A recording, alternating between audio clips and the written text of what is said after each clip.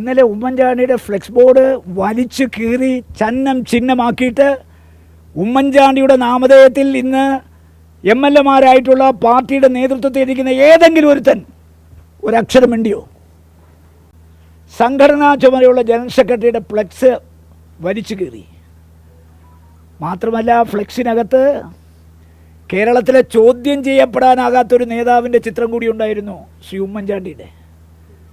ഞാൻ ചോദിക്കട്ടെ, സീറ്റ് കിട്ടാൻ വേണ്ടി ഉമ്മൻചാണ്ടിയുടെ ശവകുടീരത്തിൽ പോയി പ്രാർത്ഥിച്ചവരെ ഞാൻ കണ്ടല്ലോ. സീറ്റ് കിട്ടിക്കഴിഞ്ഞ് ജയിക്കാൻ വേണ്ടി ഉമ്മൻചാണ്ടി അടുത്ത് പോയി ആ ശവകുടീരത്തിൽ കണ്ണീരൊഴുക്കുന്ന ഞാൻ കണ്ടു.